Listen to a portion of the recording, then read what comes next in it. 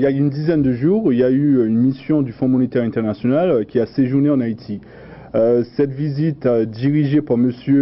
Bois-Loloko s'inscrit dans le cadre de la 4e revue de l'accord au titre de la facilité élargie de crédit. Alors, cet accord signé en 2010 fournit aux environs de 60 millions de dollars à l'État haïtien sur les 3 années après sa signature, donc de 2010 à 2013, et ceci afin d'accroître les réserves de change du pays. Le message clair qui ressort de ce rapport, du rapport de la mission, est que le climat macroéconomique reste stable. L'économie haïtienne continue à croître. Certes, durant sa visite, le Fonds monétaire a revu à la baisse ses prévisions de croissance pour 2012. Il tablait une croissance aux environs de 7,8 et l'a ramené à une fourchette comprise entre 4,5 et 5,5. Cette baisse serait en partie attribuable au faible niveau d'exécution des projets d'investissement public. Et ceci en raison du vide politique.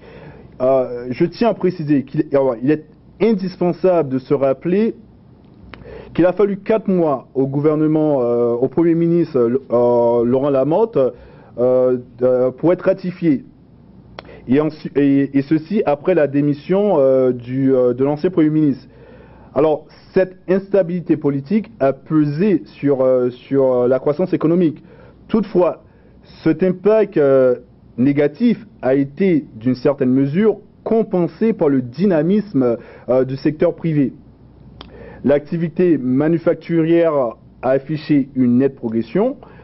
Il en va de même pour le commerce et le secteur agricole. On a eu une très bonne récolte. Alors là, ce sont des éléments positifs pour l'économie. De plus, les pressions inflationnistes ont nettement reculé.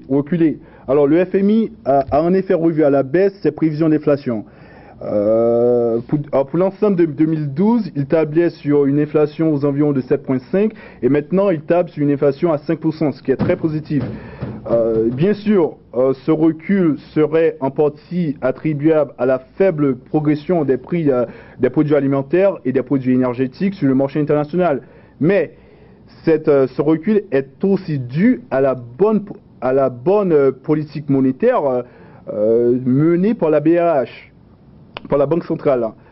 De notre côté, notre position budgétaire s'est nettement améliorée en raison de la hausse des recettes internes du pays. Je vous donne un exemple, les recettes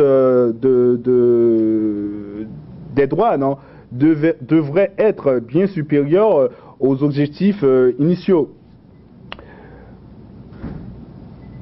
Pour finir, les réserves de change ont dépassé l'équivalent de 5 mois d'importation, ce qui devrait permettre au pays d'éviter tout dérapage excessif de la monnaie par rapport au dollar.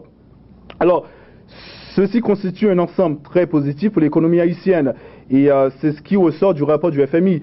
De notre côté, l'État haïtien s'est engagé à mettre en place certaines réformes et aussi à augmenter davantage les recettes du pays, à améliorer la gestion des finances publiques, à renforcer les capacités institutionnelles du pays et aussi à